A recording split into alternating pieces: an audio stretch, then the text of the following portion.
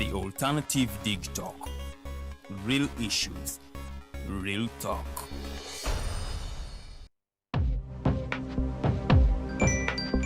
Go to the church, though. Tawali man, what's up? Man, can you imagine people just dump everywhere? Someone drinks water and throws the bottle wherever. Come on, Rogers. What else do you expect people to do with an empty bottle? Simanya now, recorder. Did you know that plastics take at least 450 years to decompose? What? That's a long time. Exactly. Because plastics are made out of a lightweight and flexible material that doesn't decompose easily. And plastics everywhere in the environment cause plastic pollution. What is plastic pollution now? It is the accumulation of plastic waste in the environment, like bottles, polythene bags, straws. All of these contribute to plastic pollution. I have been using them without knowing their effect. Yeah, a lot of people have. Plastics are a danger to the ecosystem, both on land and in water. So how can we overcome this problem? Is there something we can do? Oh yes, we can reduce by minimizing the use of plastics, reuse by repurposing them, or recycle by collecting and processing them into new products. Everyone wants to change the world, but no one wants to change themselves for the world. How about we change our habits for the world? And it starts with me and you. This message is brought to you by Alternative Digital.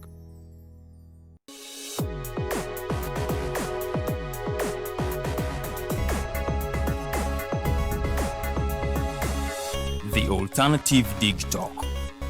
Real issues, real talk.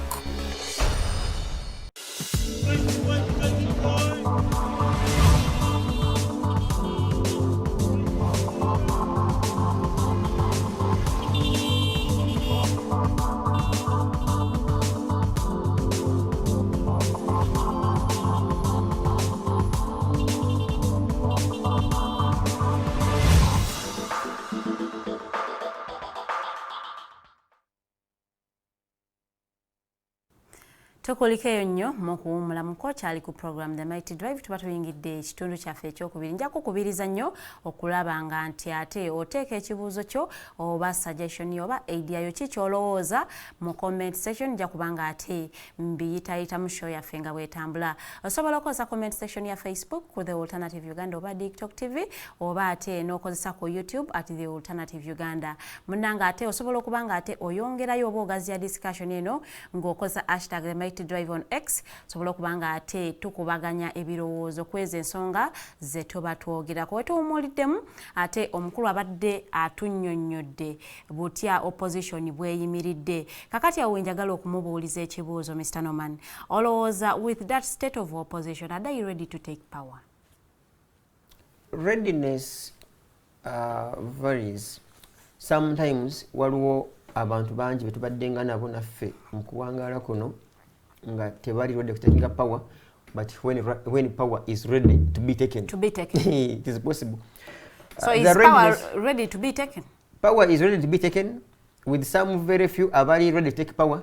Kati awo era obeera guba kugambye mbu kankuwe, I think yali prime minister, if I'm not mistaken, Cosmas Adiebo. Bamusanga na muwongo ngali kuka amalwa abasirikale ba Museveni nagwa mu bintu nyinga amanyi era bebali naye abali naye enamuwongo Kisugu ngali mu malwa bali bamanyi ono tagenda kudda. So power had been ready, but he wasn't ready. He wasn't ready. He thought what he was ready. He didn't and know. There are so many. He didn't know he was he didn't know.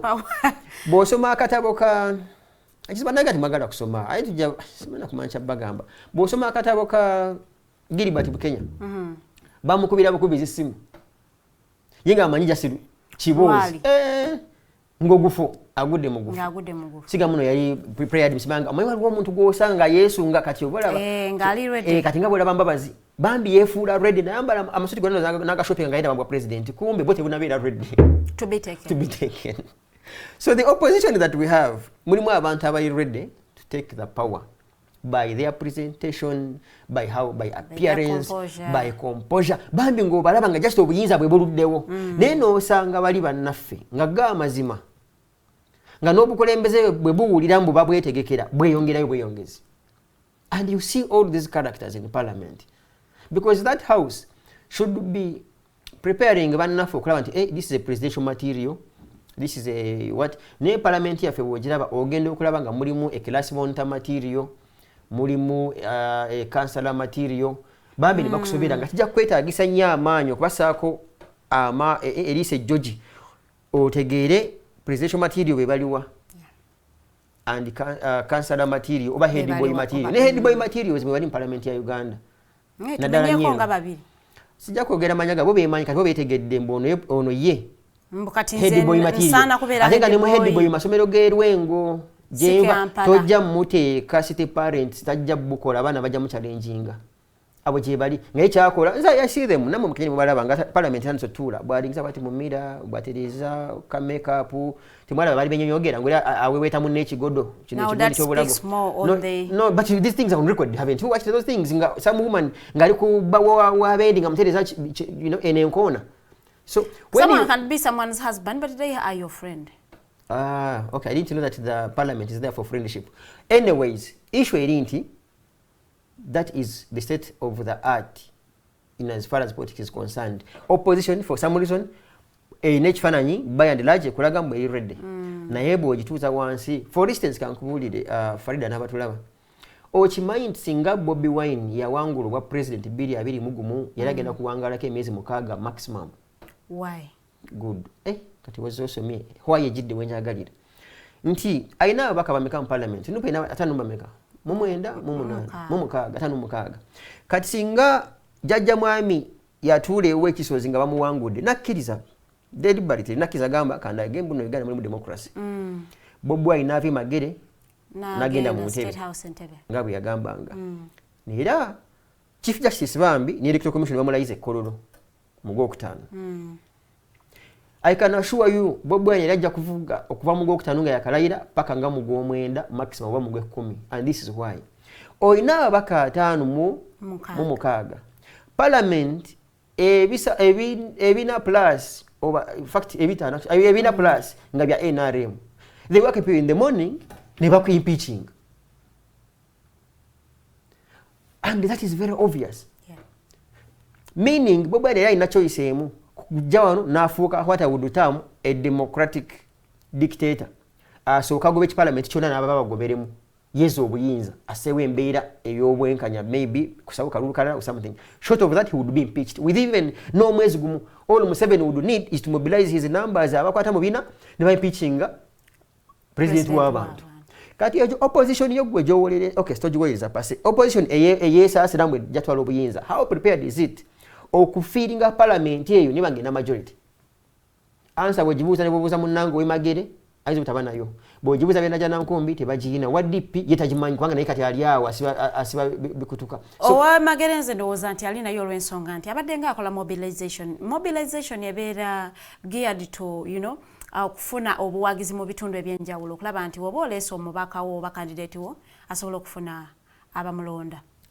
Ekirungi tuli mu Gwakuna nomination is amugwa mwenda gwa MP.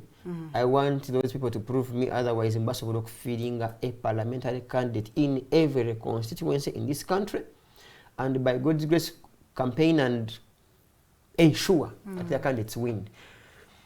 I will be anyway. I don't even need to be hopeful. It is not possible. What is possible here is causing a civil disobedience or negotiate for power. Short of that, ababali mu buyinza are they ready to have power negotiations? Kati ekyo kyabwe kubanga sibakikirira. Ate bo abali mu but we have the agenda. Have we built momentum that calls for oli abuyina okwe kwa machana gamba isawo yena bankuba boss. Motesewe embeere musobozesa. Tetujina kati embeera gye tulina ogimanyi. Era nawe ogimanyi. Sigimanyi. Funa kasala, kubisa t-shirt and all political parties do the slogans posture around everything, participate. But what is it that it takes? In any case, do we even understand the power that we want to have? Most likely no. Maybe yes. That's a good Talking word, about maybe. power. Saying I do not want to be a prophet of doom, but anyway, we can't cheat nature. Singa bukera kumacha ne ba pronouncing and the president drops dead today. Is opposition ready? Can the opposition get the power that they are fighting for? Constitutionally, no. In hierarchy, tewali bakiwandika mu president w'eggwanga erimu bw'afanga owa position abutwale. It provides for the vice president, it provides for the speaker where the vice president or something, and it's constitutional. However, kungeri nga bwendamu ebintu bino, I wouldn't be shocked nga buli omu abaddeko akatundu kasazeeko. Some people were saying buli omu mundu zalina zatandikika nazo. Ba escort boyina nawe soka nosalako nogamba nze ndiwa ndina ggulu nosoko salako akasozi. Kati nogamba wembuya tontabala sikutabala. That's what is likely because there's eggwanga lino really divided bambi lino obusungu bwotananaku. Fact kyekirango nange kyesandyagadde kukeera ku macha ntako TV oba social media bagagamba mujajja mwami ali mu meeting ne ya mutonda. It would be the worst. You don't wish him to die before. No, this man we need to know before he hands over power. Kandi tuyambi obuyinza buno ne bukyuka nga waali. So do we see Vice President taking up as President Abafudde, or we see the CDF? Partly why I would want okukyuka bambi nga waali kutuyambako kubaako byanyonyola.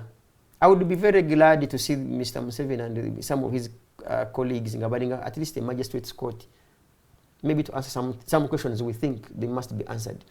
I would gladly also want to see him defend himself, like bino mumpaayira maybe opposition yabikola, because it's also possible nga ine ebikolo bye byakoze nga maybe opposition bamuyambako, maybe it helps, or it would be fair nange ndabe nga tufuna Truth and Reconciliation Commission ngabwe bakikolera Moi nagamba natemula gundi natta gundi sono ne South Africa kyaliyo wakati Winnie Mandela abana batemulanga back in the day with under ANC kituyambako for some reason gochiwaye bunno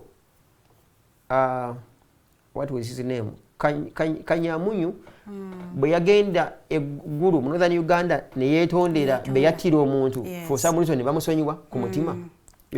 Kati naffe twandyagadde mukulu Museveni maybe at some given time ti oba mutabani we okay ne team yona nga webaddenga okay team nga bwebaddenga tukijanya tugambe nze natemula gundi gonsinzide ddala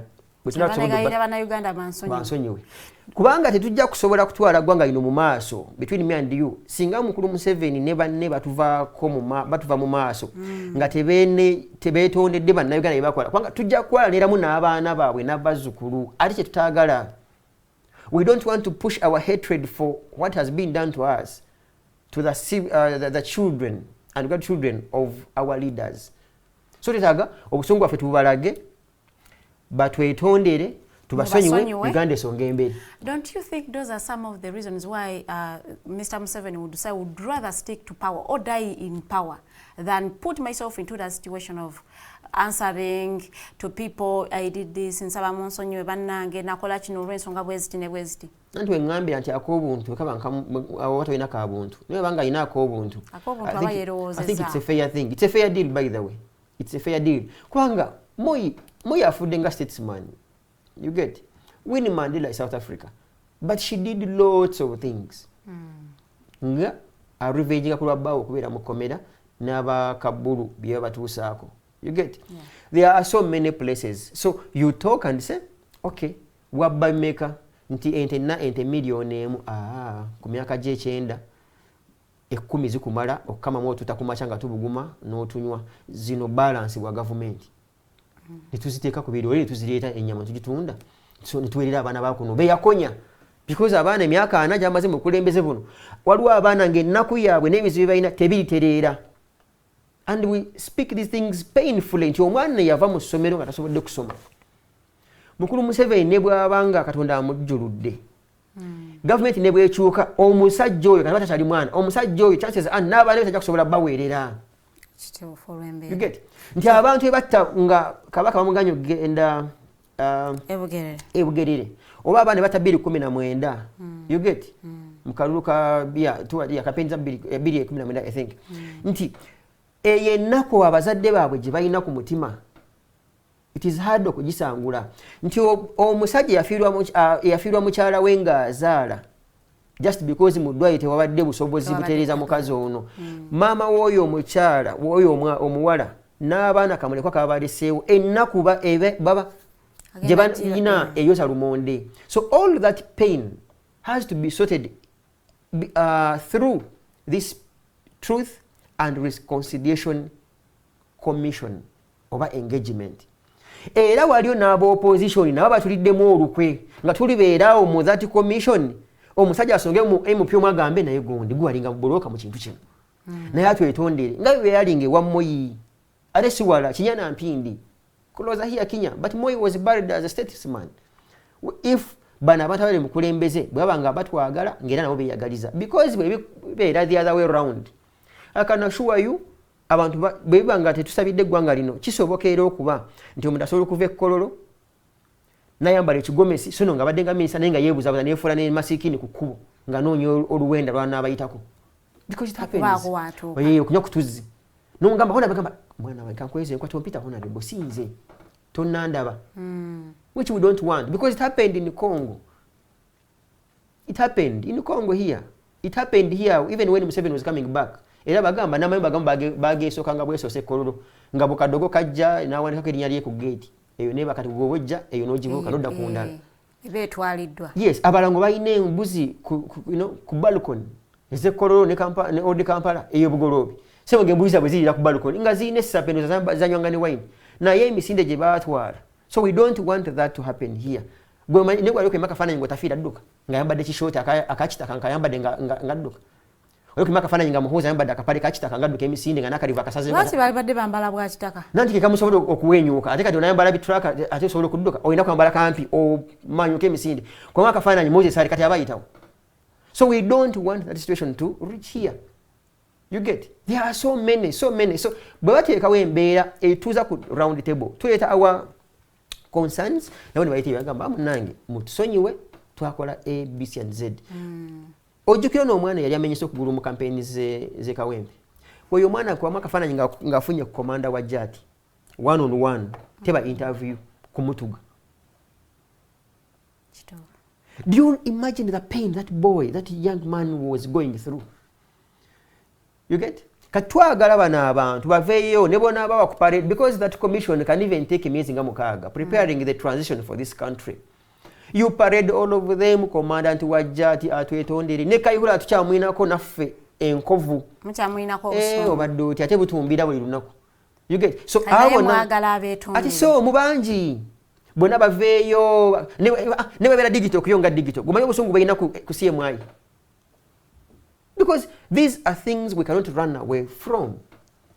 Kati bona atumbira pakadde kubanga nze bwenfa njabulekera abaana bange nabo babusikire kubanga n'obusungu waliwo obusungu bwebasikira kyetutagala and yet tusobola okutwala process of myezi nga mukaaga nga tuli kintu kyekimu and then we have this country as a decent country. Talking about Mao and Congo, olowooza buzibu ki Africa erina buzibu ki in relation to power? No, I am trying to write something down nga I realized that Africa erina ebizibu bino wammanga. One of the problems of Africa is religion. Eddiini. Era Katonda bana batuyambe nga tulina ku budde obutonotono nandyagadde mbu summarizing nti eddiini eno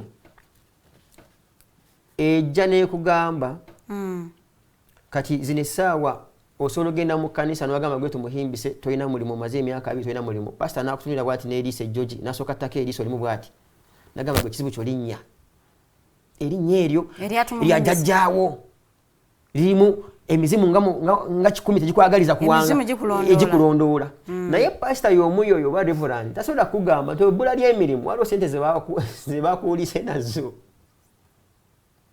kati bwe wetwalira mu mbeere and by the way some of n'osanga n'ekitabo kyammwe kirimu omuddu onaagonderanga ebiragiro bya bya your master. So kati omuddu under the present situation ekitabo otegeeza Bible ate waliwo ekirala kibate ekitukuvu kati ekyo ekitabo ekitukuvu bwe kituuka ku eyo level ogenda okulaba nga gw'oli muddu Museveni ye master ogenda okulaba nga gw'oli muddu Anita ye master. You get? So ne bwazibba ne bwakompola emiggo ate munango omuddu waabobwe onaayogera. So that becomes one of the problems. Master wo bw'ovaayo ignorance which is intentional. Waliwo bwetamanya nga bwa butamanya ono obutamanya just nga gwe waddeyo kukkiriza nti obe nga tomanyi gwe ng'ogaanye okutegeera kati bwe yakungamba abantu akanana balonda Nambi oyinza bateeka mu butamanya ki oba okuba nti tebamanyi oba okusalawo mbuno ne befuula abatamanyi kati obutamanya butumenyera katono nnyo Mr. Norman so kusinziira ku mmwe abali mu opposition si mu opposition abagaliza eggwanga lino ebirungi omuntu bw'alonda NRM aba tamanyi abeera amanyi nga yeefudde atamanyi kubanga nkwadde categories nti abatamanyi obutamanya bwa mirundi ebiri. This is what we call intentional ignorance. In fact, it sounds intentional good in ignorance. Abeera ignorant. No, intentional ignorance. Yono omuntu amanya nti bw'ogaayo enkwacco nga bwe bagiyita oyo chlorophyll agenda mu bibumba byo mu biwoowoolo byo like intestines bisebusa because sebusaayo ibagikola nga yakukuba tooke kawunga muwogo n'ebirala so si muddo toli mbuzi era sebusa w'embuzi yasoba kyoba n'olulimi lw'embuzi lutandinga greenish kati omuvubuka oyo bw'atuula kavera n'agaya ebikoola ebyo it is intentional ignorance kubanga abadde bunuka common sense so that's an analogy nti tulina intentional ignorance omuntu alaba ebigenda mu maaso n'asalawo obutabitegeera n'agamba nze ayizulu ekijja kijja amaaso nga zibiriza kakulosinga ekkubo n'enkwata ne ku mutwe oyo wanjawulo n'omuntu gwe basudde mu luguudo lwa train nga tagirabanko tamanyi bwano oyitawo nagwa mu train that's why I'm classifying the ignorance kati that ignorance era tuleetera obutekkiririzaamu because nze embeerawo nange waliwo ebinnuma do you know mu Nelson Mandela fellowship etula Washington Nelson Mandela fellowship mujjuza bifoomu z'ebyo mwe babifiirako ne bakuyita Washington nenga Mandela mu South Africa sure. What are you here for? I'm here for Nelson Mandela fellowship. Where? In Washington, D.C. Washington, D.C. You so have isn't Africa. Wouldn't it be fair for such a fellowship to be in Africa? Wouldn't it be? It would be, but it depends who is organizing it. Because it is intentional. Because neo-colonialism akyabalimu nti bajja bano ebigendera y'abantu bano sibya kutwagaliza kutereza Africa. Chovola abapikingamu era the most brilliant ne bamutwala n'avayo nga akatayi akanywereza eno waggulu oluzungu abigera lyo olukwafu yeeyisanga muzungu kumuyigiza diplomacy kwewombeka bwoti kwambala amasuuti ga black n'obusaati obwa white n'otutayo n'otwambusa eno waggulu you know bwe bakuyita mu House of Commons mu Parliament n'otukaga oh God mbadde n'okuya ekifaananyi n'oba kwegamba ng'onywedde ng'olaba obuyinza olwedde oli mu buyinza nene weerabira they are consuming your time. Why would you get a brilliant person n'omujja mu Africa n'omutwala mu fellowship for a year? For a year or two. You get? So you're creating space here. And it's intentional. But they are also enhancing your knowledge and skills. Nakugamba. Which skills? We can still... Kankubuzi. Mutesa agenda okwandikira abazungu bajje mu Buganda muno baleete civilization yali agenze mu fellowship. We had our own knowledge here. All we need, we can still be in trouble because we call it chikwasa nnyo n'enkyuka n'ewununu nga bwe bagamba n'ova wano mbusimanga focus on Africa nga program eri Washington you go and focus on Africa based in Washington so you leave your problems here tugana okwogera ku bafudde no I mean it's a show. It has nothing to do with a personality. I'm meaning the setup, the westernization of things. That they set us to mean when no man puts on a suit, he's more reasonable. He's smart, very reasonable. Ate wakitalo. Nti bw'oyambala brand bweti ne bweti katugeze bw'oyambala brand ne bweti ya Gucci. My God. Gwaliko. Status and necessity. And it is in our now it's in our mental. Nti omwala batakwako busige buno bubanga side miranga bukuba bwe buti taba wa mulembe. So all that is ignorance. So if it is intentional, that means waliwo abakiyongeramu abakifuel. Nanti yenze nawe fabeera bambasada babali tetekoze mu mulimu. No. Tubera tetumanyi. Nanti temusobola kweranga mu mulinga Soviet tekisoboka because now osobola kwako kati abawo omwana kyakoze I think oh God, what's this country? God, it's even gone. Yeah, where Sankara used to lead. Motoka zona yazi withdrawing asimanga abantu ba minister bichi tractor nesoka ziyingira eggwanga e Burkina Faso mwaba kuno motoka pompous life. So that's the second problem Africa has. The third problem is disease. But when you look at n'endwadde era ziva ku ignorance gwe bina bigatte era bikone toyina bwe wala. By the way, I think the overall problem in Africa ignorance. Kubanga ne bokwata obwavu n'okwata byonna. But people are poor because they are ignorant that they can be rich. Yes. If someone has omuntu bwabanga obwongo bwe abukozesa, because buno obwongo nze bwekinnumira, I want to believe nti Katonda ajja kuba kuba emiggo abatakozesa bwongo emikambwe nga gw'olumbye eggulu ng'omutwe gwe gukyajjudde ajja kwewuunya because buyina kukola wano. Kati mwagala butwala nga bujjudde bakubuza awenze Katonda wategedde nga bwagumpa bwenguleese osaana kyoto. Kati bwetakwesa wano guno omuntu ogenda kukolesa ddi. Kati abamu abamu wano babukozesa babukekkereza tebukendeera ogenda buteekawo. Olaba obubbi twagala bugenda okekkereza bwongo obwo. Olaba akubba MP akulimba political party leader whatever it is obukekkereza twagala mubuuza ati naye honorable wano okoze otya anti obukekkereza. Kati twatagala bukekkereza nze I would be very very very happy okuddeyo nga bonna buli empty nga temuli nga bonna obukozesa mugambe wategedde nga bwabumpa bwe nabuleseeyo eri Uganda because bugenda kukola ki bugenda kukola wano. Nabwe ekyo tulina okusabira nnyo eggwanga lino nti tutegeeze abantu bano babukozese buno obwongo because ignorance is killing us. Sobola batera nnyo kwogera mwana banyo ka video akatambulanga nnyo I think mu COVID. Ng'omwana omusebo namunyankole nga weeyo nga yakugamba ye sente zitolina bw'omugamba gavumenti asute nga yagenze kulunda embuzi ne bamuwa ebinusu bibya siringi 10 nga nakwata mu nsawo nga mwebiri. Kati obwongo obwo kati ogwo omutwe Katonda gwagujja okwewunya nga bagutuusizza nga gujjudde nga gubimba. You get? So kati tulina okukola ennyo n'amaanyi. People say that the ignorance amongst people is state sponsored. For some reason, yes. It is we call it. It may not be state sponsored, but it is intentional because bachifunamu. For instance, bwokebera mu bitabo byo mu records so walabye bafulumiza batch ya budget miezi 3.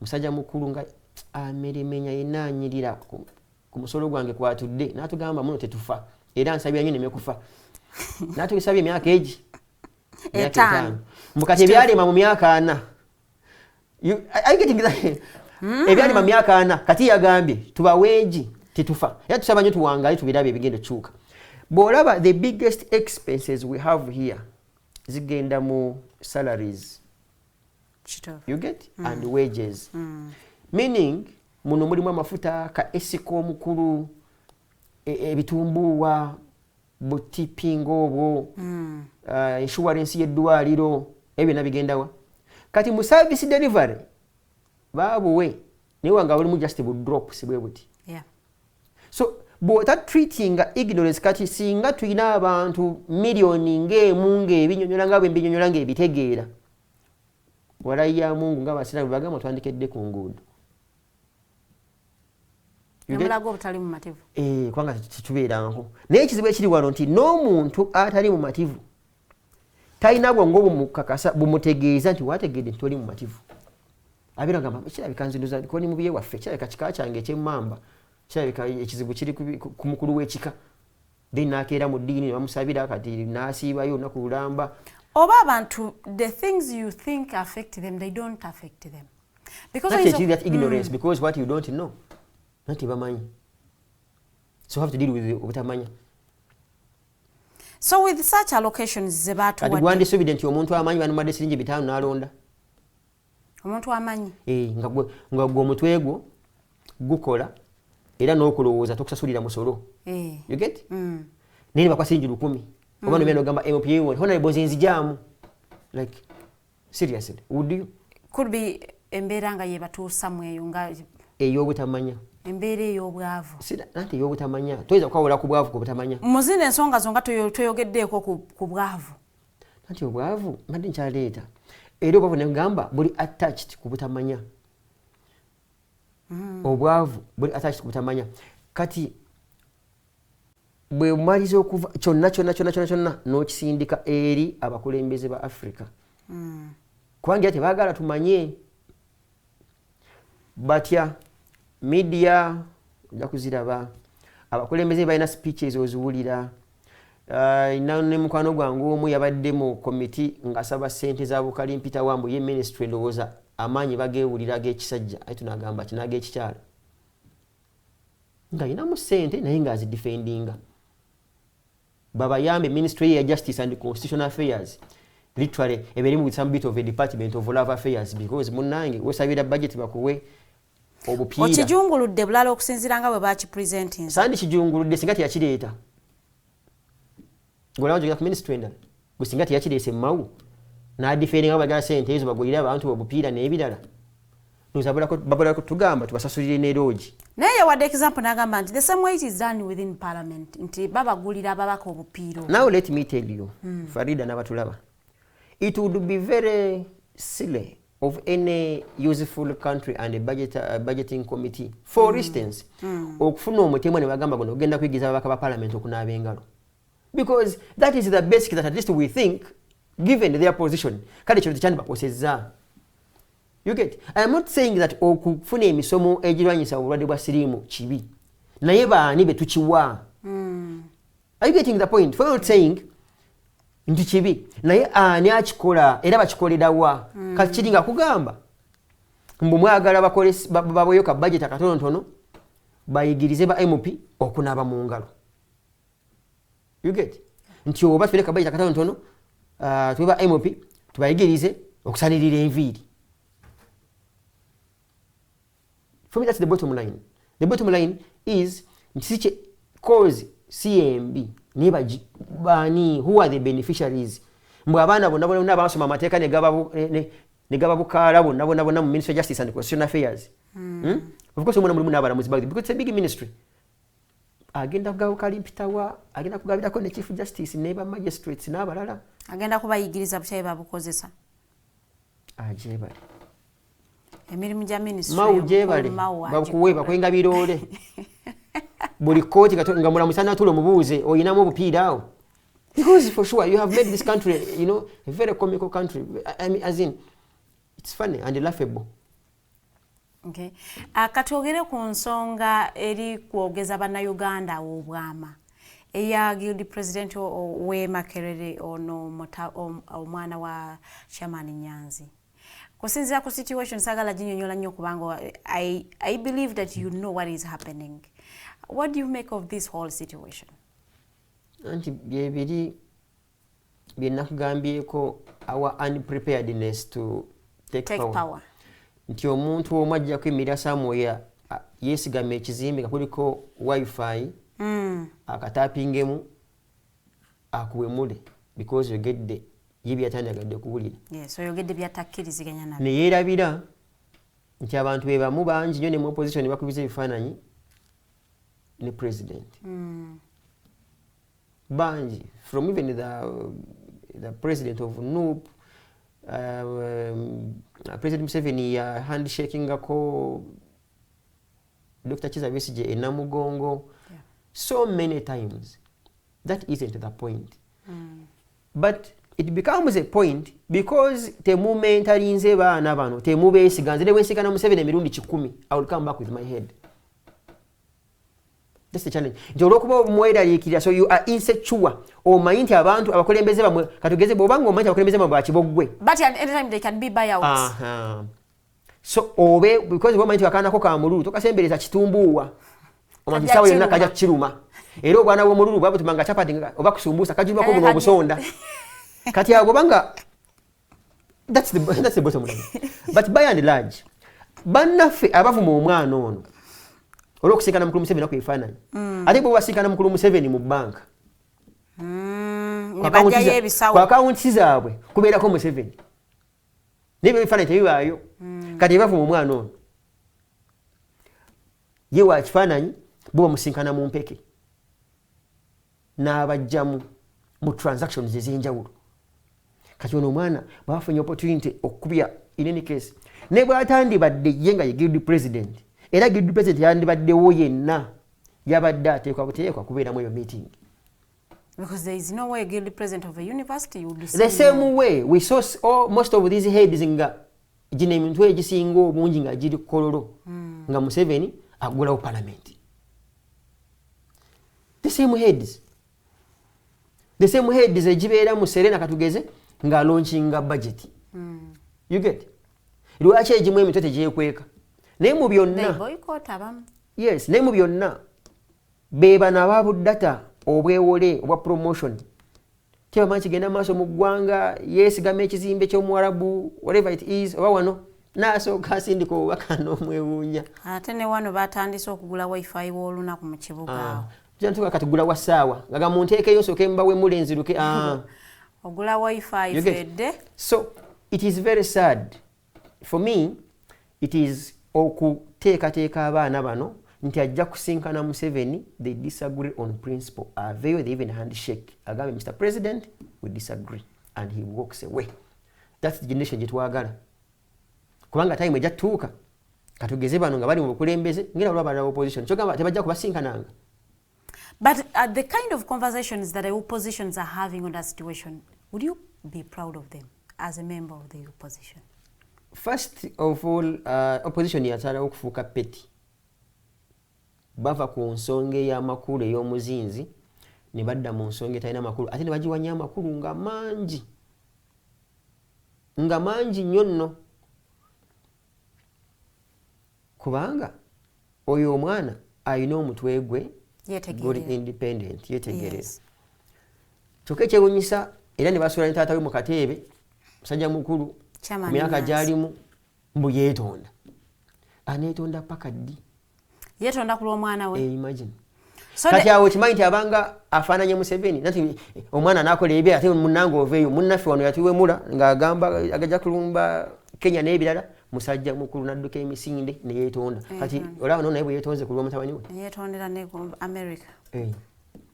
So I think for me it's kantu katono nnyo tubeere ku mulamwa ebikulu bye tulina okukolako kujja musajja mukulu ono mu bukulembeze. Tumukuume bwetunaaba nga kyetaagisizza bw'anaaba alina emisango naye agiwoze nga naffe babadde nga tuteekayo ne tugiwoza ne tugiwangula oba ne bagigoba. Bw'aba tayina bamuwa emidaali. Do you also believe like others that Uganda's biggest problem is President Museveni? He's not alone. Then why focus so much on him? It's like a trinity. Father, Son and the Holy Spirit. There is the Father, the Brother, the Son. And of course we look at n'abajjirako awo. Bwe nagambye abasindisi ba Kiroole. Talking about the brother ki yennyini gweyogerako. Nanti kati abalala tebalina makulu gali awo g'amaanyi.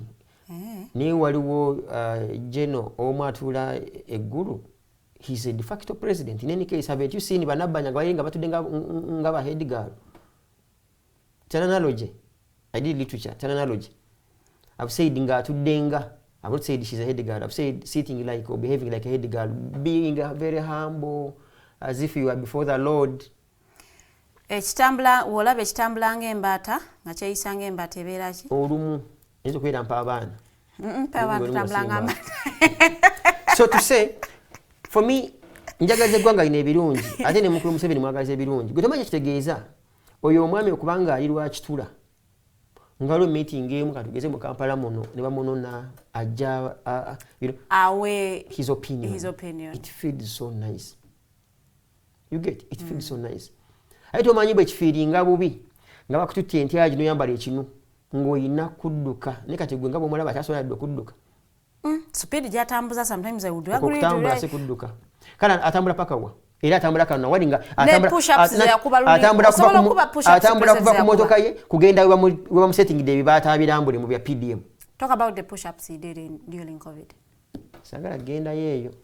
Okay. Ne push-ups ze muntu wa push-ups ze. Nga tumaliriza show yaffe njagala kupickinga comments zo ku mikwano gy'ababiri. Asooka Council Aaron Chiza ne cases ze zabadde nga akyatambula yadde nga zikyatambula ne kati yafuna bail ne predictions zo ku upcoming case eyencha ya bail application ya Dr. Kizza. Most likely he will get bail. I just have a feeling he might get bail tomorrow, but a monetized bail. Cash bail. ngaje twala nga yabeiko era sijana kwewunyanga omuntu akusabye n'ekyataano million nga 5 or even more depending. About Council Aaron, it's good news. It yavuddeyo. Now the struggle begins. You say struggle, your way to webera. Nti eggwanga limusubiddwa emyezi 3. Naye ate naje emyezi 3 ejo Katonda akuyamba ng'olumu. What tuyita exposure therapy or movement building. Batugendanga mu kkomera bakutwala oba tukyalina kyota kati bamutiisa ki mpuzi kalabba tujja kusiba bamutiisa ki agenze mu foreign ayambadde uniform bamukozeko buli kimu kati oba omukanga ki so kati oyo ye qualification kati oyo omutuufu era kati ku certificate ze singa bali batwa certificate kati naye yandikitadde mu ddiiro it is also possible a graduate of kitalya guma kitegeeza ekyo oba ogenda kuba mmeeza ogisitule n'omuntu omutwalireko okimanyi kinakyo kisoboka nti yali beera exposed to kitalya n'afuna okutya nga takyayagala kuddayo. I don't want to sound like I know Aaron too much than other people, but not the Aaron. Not the typical Muchiga that I know. Okay. Because I think the Machiga have a special DNA. Because whatever nechifefe bamu akoko beira million abina gamba baba katuddeyo tujikole kaapiro. Nibajikola kaapiro bamusaya million 3. Because that was a state kakodyo. Oze kwekala kasalwa beyi ebintu. Bakwadde beira million 2. Ogeze bako tasudde. Baga muna baba wudisa. Na gamba kantuule. Mukola appeal was appealing. So I think for me, I congratulate Council Aaron. It was of course it was a blessing in disguise, which I am sure I'm building us stronger. Now, Council Aaron, Baba Jamu coach okusabira bail. Ajja n'omalirivu because obagenda okurimandinga. Ekyandibadde ekirungi nnyo nti buno obupoliisi nga tekalina kujimba kukwata mbadiya. I think singa twaliko mu government buli mupoliisi yandimaze week emu mu prison nga yemu nga tebana kupassinga out because CID na investigating file yo alyoka akuwaayire asoka ategeere gyakusindika ne magistrate yandimazeeko week emu nga tebana mu qualify kwera magistrate so bw'obeera wali ne bakupanga nga biscuit emmere ng'olya mulundi gumu kiri ekiwunga nga bwe nkimanya emirundi gye nkiriddeko amazima agakaawa tojja kutuula Buganda Road mweye entebe yo nga bweweemoola bweweetooloola orimandi ng'omuntu omwezi ogenda kumuwa kiro okyerowooza ngeri gyonna mwa bail because oba omanyi omusindika. It's exposure therapy. So now Aaron stands, he becomes a very strong and an outstanding lawyer. Si bana abakwata fayiro najja mu kooti ne yeemulisa awo ne fayiro nadduka emisindi kati ono yamanyi kitegeeza kati wabanga gwekera yantu we afiirawo because takwagaliza kyabaddemu amanyiyo. That's the purpose of exposure therapy. Okay. Twogereko what is Semakade's fate? Byampuna, like they say, because you see Uganda is unpredictable. You can't ascertain. I heard some time ago nga Mau Minister wa Justice ngagezaako okugamba I think bikikwatako there should be talks. Okay. Because he's initiating talks why between Semakade I will forever be for Semakade on especially on this particular issue. Kwesiba kukuba nti ayina gwe yavuma naye ne mwerabira ebikolwa byoli gwe mugamba gwe yavuma because DPP abakubanga tasibiza baana bano banabekaramoja n'abalala ate bandi muvumye ddi nga bwe tasobola kuvuma Cardinal for instance Cardinal Wamala because talina kibi kyatukoze singa tebabaako ebibi byatukoze tetusobola bavuma in court nga bakuyita as simple as that. Do good, expect good. Like no one will talk about you, people will be praising you and the rest. Choyagala okungamba mu government yonna era yalonda mu abo. It goes back to all of us. Chibi kiriyalinga ekibi? No, temuli kibi mbu kiriyalinga kibi. So that's insulting. No, that's it's not an insult. You see, kati ekizibu kyemugenda okututeekamu nga ffe abakwaitukya ojjako esaanaloje yo wano. You get? Ogeragiranye katugeze NRM ogeragiranye ku kipande nga kibuddemu elastic muno kikkirira olina kikwata mikono ebiri omuntu ajagambe muno ovume president ovume NRM. Nga it's an analogy. Gwetidde waka okwate ekipande nga kyagwamu elastic olabe engeri gye kikukaluubiriza okukiwangaaza ng'ogenda mu kasenta. Ovume kikwata mikono ebiri kikkirira bwe kyambuka. You get? So tekisobola kukuwamire beetu kubaako ekintu ky'okwesa mikono gino because obute kukiwanirira.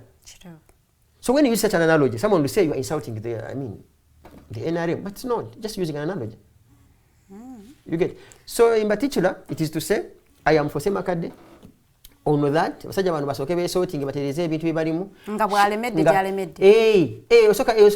Osooka n'okola ki? N'obuddama. Ne weewogoma. Ekyosi ne kiyita. Strategic withdrawal nga bw'obaza. Kati abamu bagamba mbu ya hoodwinking abantu abalala okutandika the legal counsel okutandika okubanga to bank tables but he can't bank tables on his own case. Kikyobanja law society. In fact, law society eno emyezi gyemazeewo under Semakadde's leadership ekoze ebintu by'emyaka nga 2. Surprisingly, how many Ugandans knew, even yourself, do you even know law society is very strong? Who knew law society? You must be Semakadde's friend. No, I am for the law society that works. Nibwana jo omuntu mulanga akola ng'eyo. Fiona Walt yakola. Tontwala mbozo yo muwala bamuwala wa mukazi. Just yo mwesonye mutudde ku mulala.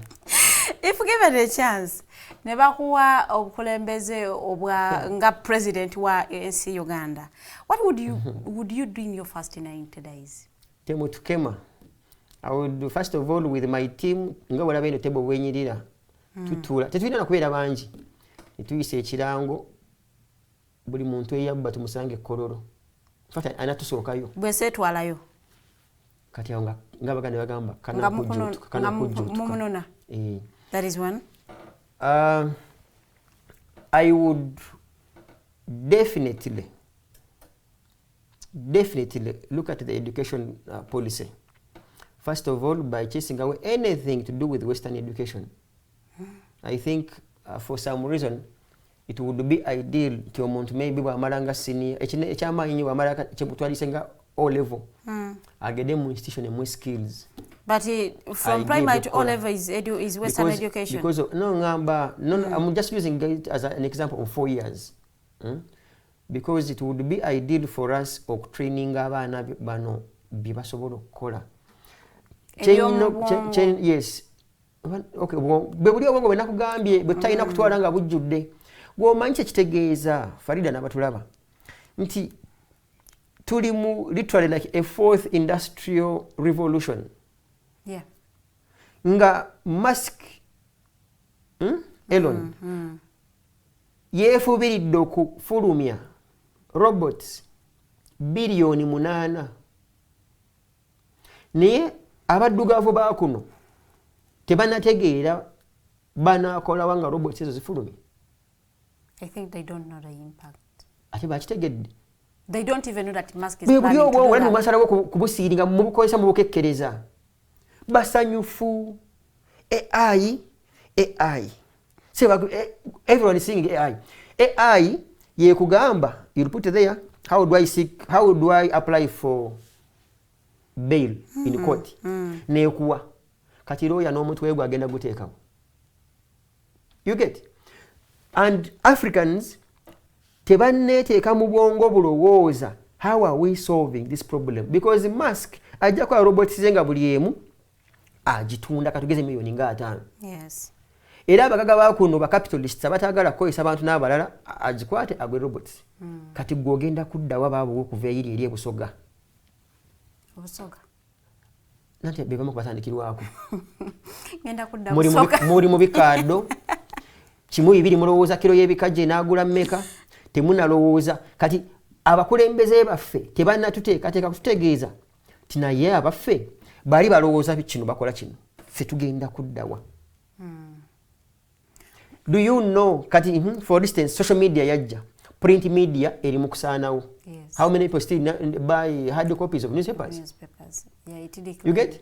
Kati ffe bwe muntaba n'abakulembeze balaba mu maaso myaka 10 kwe kusaanawo mbunno mwategedde mbwabeerangawo abantu nga banyankole mune baba batya mbabulanga bakiwezi n'abasoga bwe batyo nanti nga obutamanya bwaffe nga butuleetedde okubula because you will be destroyed. Mujja ku circumstances zijja kubaletera okubanga temukyalina mugaso, because if we allow some rich crook to manufacture and produce 8 billion The word crook doesn't sound right. No, it's in my view, because you see what makes one qualify to be a crook. Kola bintu biri Dubious deals. very good anti-humanity.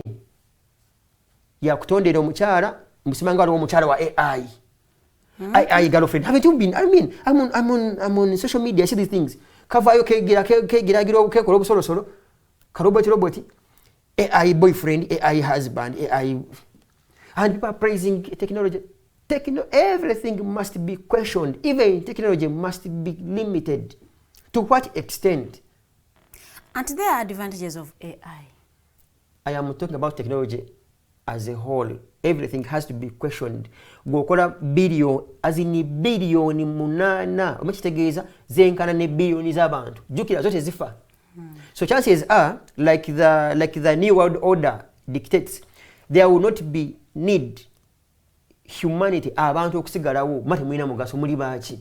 So agenda kusigalawo useful eaters, so the useless eaters are going to perish. Kwa temwina makulu, temwina mugaso.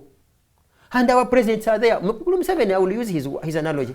Yagamba, mbu, our kings were here putting on skins. Those idiots.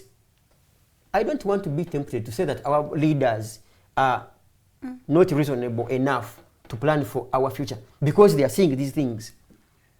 Gomanyo mukere obugundo obuyiso bakakugema.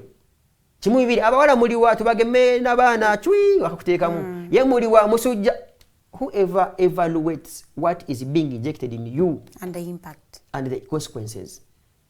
Between me and you, we shall ask, you make a follow-up and ask, there is a problem now. It's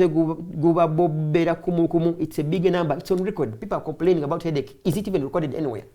People are in those big vehicles with the Ministry of Health vehicles. Doctors want so. Doctors want so. Because baburoka, like I said. So who bothers? So we are here with our president putting on around the heart. The same way he was telling those people are putting on skin hides. Skins. Hey, so hey, we are kings. Oh, yeah, I'm a president. Are you bothered about? You might even find that but because that they were just putting on a plane. You're joking. Because Africa is a dumping space. When these crooks make their vaccines and in an attempt to make money, they throw all this trash in Yes. Something treatable. And it's not the biggest problem in our country. It is treatable. But malaria kills millions of people every year, especially the kids. Ignorance kills how many? By the ignorance even doesn't kill. Ignorance makes us die in phases. You don't know that you're dead. Do you know how many people that are dead in that parliament? But they don't know. Because of the ignorance. They don't read. Walking dead. Yes, walking dead in that very parliament. Walking dead in the cabinet. He's there. What? Yes, Mr. President. Just ngomulamba gumusinga kukuvunda like kubanga goba muntu wa muzika, but Mr. President yagamba abo bayagala. Those that can say yes when he's even proud. He's even proud of them. That is sad. I think this country needs to go back to the drawing board. And we encourage people. Balemeko isabwongo nga babukekkereza. Kuva ku kana akato era njagala nyumirwa nnyo. Akana akali inquisitive. Yeah, I was home and my son asked me ngalaba esati nabadde nyambadde ngeriko akagundi akamu akanywe kali mu cage akali mu cage nagamba what does this mean? Namugamba what do you think it means? Nagamba it means this one who speak are the media. Now this one is not media. Ngamba you're very inquisitive. So tuyina okubiriza abantu baffe mu nsi muno balemekekereza mitwe.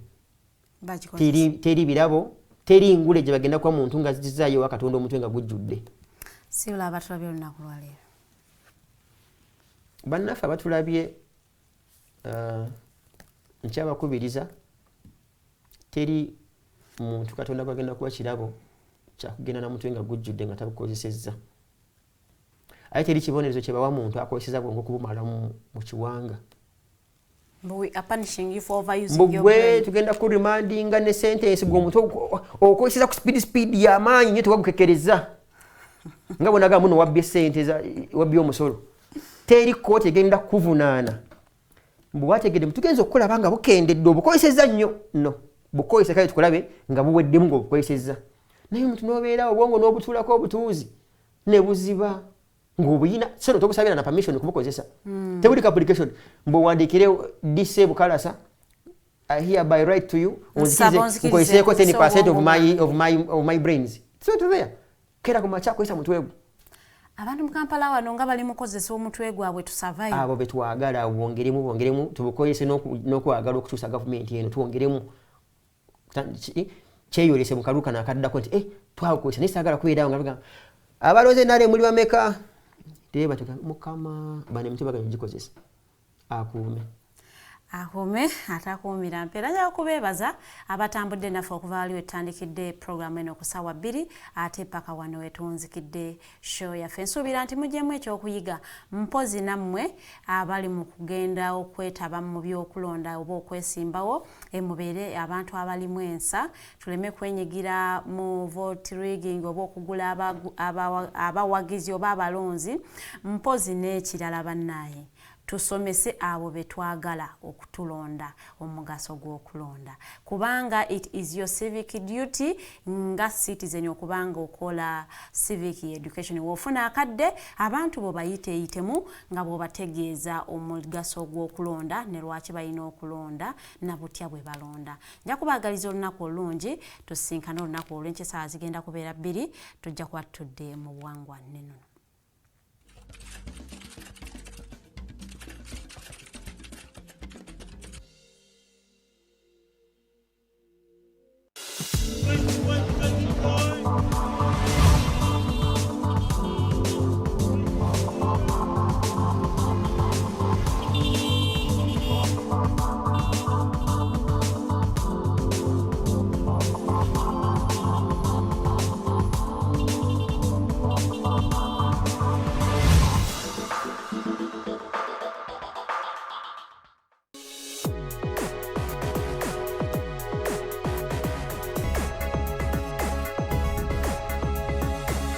The Alternative Dig Talk. Real issues, real talk.